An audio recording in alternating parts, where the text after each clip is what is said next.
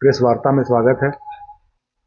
और ये तो प्रेस वार्ता पहली बार हम आपके जिला में आए हैं, मगर हमको लगता है चुनाव तक हम लोग की मुलाकात होते रहेगी, इसलिए कि लगातार हम यहाँ आते रहेंगे और आपके बिना हम लोग आगे भी नहीं बढ़ सकते हैं। तो आज जो विशेष विषय रहा है, इस विषय पे आने से पहले हम एक दो विषय जो कल होम मिनिस्टर ने इस आसाम में आकर उठाया, उस पर थोड़ा चर्चा करना चाहेंगे। क्या आपको पता है कि कल होम मिनिस्टर यहीं आसाम में थे और आसाम में उन्होंने कहा कि दो बातें कही। एक तो फिर से 10 साल तो हमारा राज आपने आशीर्वाद दिया हमारे सरकार को, हमारे मुख्यमंत्री को। अब इस तीसरी पारी खेलने के लिए भी आप हमको अपना आशीर्वाद दीजिए, ताकि हम यहां से जो घुसपैठ है उसको पूरी तरह से समाप्त कर दें। हम सिर्फ इतना कहना चाहेंगे कि घुसपैठ की बात वो लगातार पिछले 10 साल से करते आ रहे हैं। और पिछले दिनों आपको याद है, पिछले साल झारखंड में भी हमारा चुनाव था, हम वहीं से आते हैं, उसी राज्य से आते हैं। और वहां हमारे आपके इस मुख्यमंत्री को पूरा इंचार्ज बना के भेजा गया था और 3 महीना तक करीब करीब झारखंड में थे। वहां भी उनका यही मुद्दा था कि घुसपैठ झारखंड में आ गए। वहां पर वहां की जनता ने बड़ी साफ कहा कि अगर घुसपैठ यहां आ गए झारखंड में तो किसकी जिम्मेदारी है? ये घुसपैठ रोकने की जिम्मेदारी केंद्र सरकार की है। केंद्र सरकार का बीएसएफ है, उसका डिफेंस है, उसका होम मिनिस्ट्री है, वो सब मिलके ये सब काम करता है कि कोई भी अगर बाहर से लोग आ रहे हैं उसको रोकने का काम उसका है। और आप कहते हैं कि यहां अगर घुसपैठ हैं, झारखंड की बात करें, तो फिर आप फेल्योर हैं, इसका मतलब कि आप काम नहीं कर सके। और जनता ने यह भी कहा कि आप हमको एक ठो तो बताइए, आप 3 महीना से यहां पर हैं तो बताइए घुसपैठ कौन है, एक आध ठो तो बताइए। इतना दिन से आपकी सरकार है, केंद्र में सरकार है, आप तो कहीं भी घुस सकते हैं और किसी को भी बता सकते हैं भी ये है अमुक है, ये बाहर से आया घुसपैठ किया है। आपने चुनाव पूरा पार हो गया, कुछ नहीं हुआ, और ये ढकोसला उसका जुमला पूरी की पूरी तरह से जो जनता है, झारखंड की जनता ने नकार दिया और उसको पूरा खाली हाथ वापस भेजा आसाम में। और वो वहां कुछ नहीं कर सका। जो पहले सीट थी बीजेपी की वो भी गड़ गई। अब यहां भी वही जुमला फिर से। अरे आज की बात नहीं, 10 साल से और होम मिनिस्टर हैं, और होम मिनिस्टर आप कह रहे हैं कि भाई घुसपैठ को समाप्त कर देंगे। और किसकी जिम्मेदारी है? और आप ही की जिम्मेदारी है। घुसपैठ कहां से है? अगर आप कहते हैं, आज तो शायद कहीं पर बाइट हम देख रहे थे मुख्यमंत्री का, आज मुख्यमंत्री ने कहा कि 1 करोड़ घुसपैठ है। तो अगर 1 करोड़ घुसपैठ है तो इसका मतलब कि आप पूरी तरह से फेल्योर है, आपकी सरकार। आज तो राज्य में भी आपकी सरकार है, केंद्र में भी आपकी सरकार, दोनों जगह 10 साल हो गए और 10 साल में आप रोक नहीं सके। और आज जब चुनाव आ रहा है, अब बस 2-3 महीने में चुनाव है, तो अब ये जुमला बोल दिया कि नहीं भाई आप घुसपैठ घुसपैठ घुसपैठ। अब इसको भी आसाम की जनता पूरी तरह समझ गई। जैसे मैंने कहा कि झारखंड की जनता ने समझ लिया और उसका जवाब दिया, उसी तरह यहां भी आसाम की जनता भी समझ रही है कि ये पूरी तरह से चुनावी जुमला है और ये आपकी फेल्योर है। आप अपना फेल्योर खुद बता रहे हैं कि आप घुसपैठ अगर है, इसका मतलब आपकी सरकार, केंद्र की सरकार और राज्य की सरकार पूरी तरह से फेल्योर हो गई है, और जिसके चलते ये स्थिति आ जाए।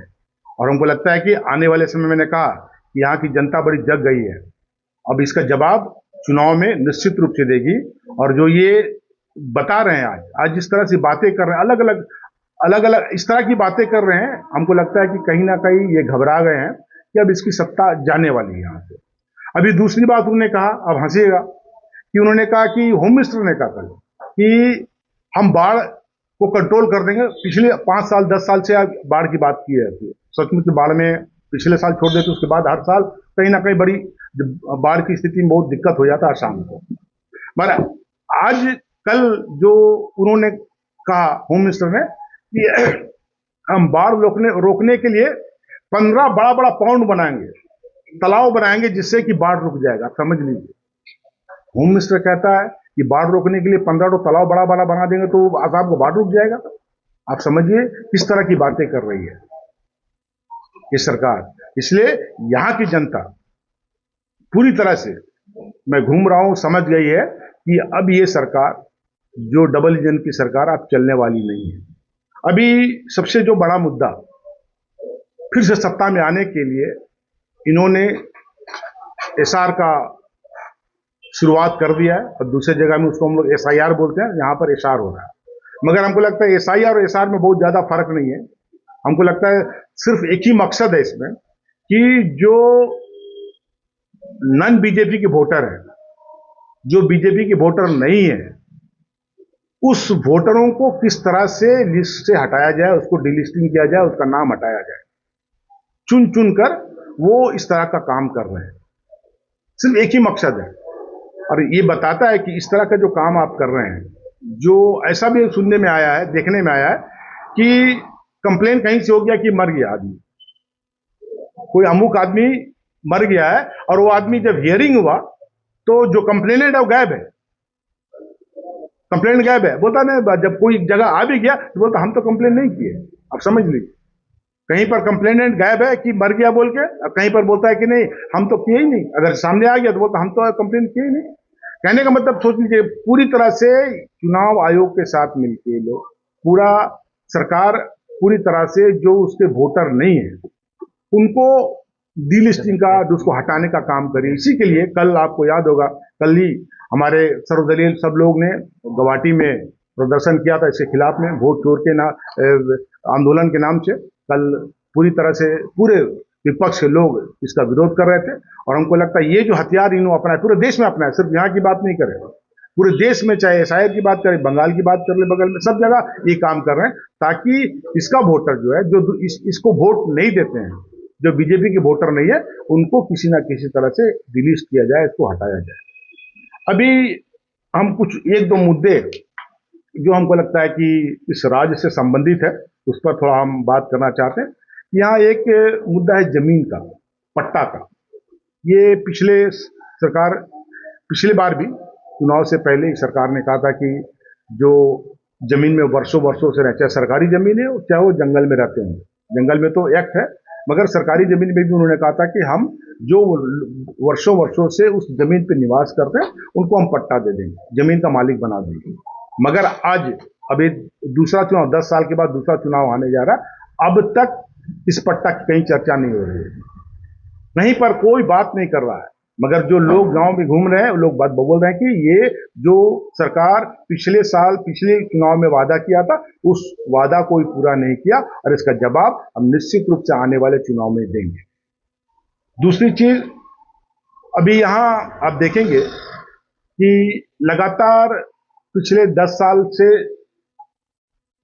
कुछ ना कुछ सामाजिक कन्फ्लिक्ट हो रहा है, अलग अलग तरह से दो ग्रुप के लोग, दो समाज के लोग लड़ रहे हैं। पिछले दिनों भी 19 तारीख को घटना घटी थी, जिसमें 2 कैजुअलिटी भी, 2 लोग मर भी गए। ये सबसे बड़ा ये कहें कि राज्य के लिए दुर्भाग्यपूर्ण स्थिति है कि 2 समाज के लोग मर रहे हैं, लड़ रहे हैं और मर रहे हैं। और सबसे बड़ी बात है कि ये सरकार इसको कंट्रोल करने में पूरी तरह से असफल हुई है। इसलिए मैंने कहा कि अगर 19 तारीख की घटना ही नहीं है, इसके पहले भी अनेकों घटनाएं घटी है, अनेकों घटनाएं घटी है, हर साल कुछ ना कुछ होता है, मगर इसके बावजूद भी आज तक ये सरकार यहां शांति कायम करने में विफल रही है। और ये तो कहें कि सरकार जानबूझकर इस तरह का आयोजन करती है, हिंसा करती है, ताकि उसका वोट बैंक एक जगह जमा रहे और दूसरे जो बैंक है वो उसका बंटवारा हो जाए। तो अगर कोई सरकार इस तरह का नियत से काम करे कि वोट बैंक की नियत से काम करे, वो जो यहाँ इसके वोटर हैं, जो आसामी लोग हैं, उनको सुविधा ना देकर उनको आपस में लड़ाए, तो निश्चित रूप से मैंने कहा कि कुछ लोग जग गए हैं। हमको कह रहे हैं, हम जब आए हमको कह रहे हैं कि लोग गुवाहाटी में भी कह रहे हैं कि इस सरकार हम लोगों को लड़ा रही है, और इसलिए आने वाले समय में जो चुनाव होगा इसका जवाब हम लोग इस सरकार को निश्चित रूप से देंगे। तो आज हमको लगता है कि यहाँ की जनता जग गई है, और आने वाले समय में निश्चित रूप से जो पूरा तरह से जो 10 साल में जो करप्शन हुआ है, करप्शन का भी हम लोग अलग से लिस्ट बना रहे हैं, जो करप्शन हुआ है इसको ये आसाम की जनता देख रही है, किस तरह से उस 10 साल पहले इसकी क्या स्थिति थी, आज उसकी पत्नी की और उसका क्या स्थिति है, कितने कंपनी हो गए, इस सब की चर्चा हम लोग कर रहे हैं और हमको लगता है आसाम की जनता आने वाले चुनाव में इसका निश्चित रूप से जवाब देगी। धन्यवाद।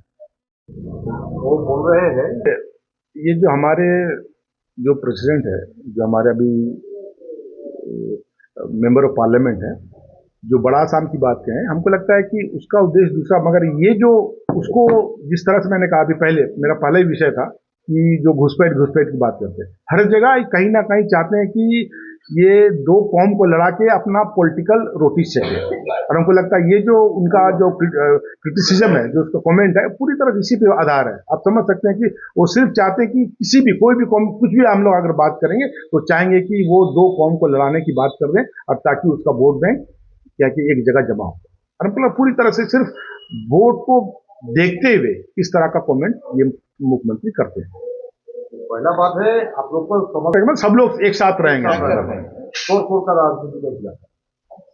आप तो ये भी कह रहे हैं, मियाँ लोग के बारे में अभी सुने, ये बोलता है कि अगर टेम्पो है, कोई मियाँ चला रहा है, 50 रुपया है तो इसको 40 रुपया दो, और मियाँ को 40 रुपया दो, और बाकी जो जनरल 50। क्या आप मुख्यमंत्री हो यार, सबका मुख्यमंत्री हो, गरीब अमीर सबका है, वो मेहनत कर रहा है, उसके लिए इस तरह की आप टिप्पणी करेंगे, मुख्यमंत्री शोभा नहीं देता। और हमको लगता है ऐसा मुख्यमंत्री को निश्चित रूप से यहाँ से जाना चाहिए।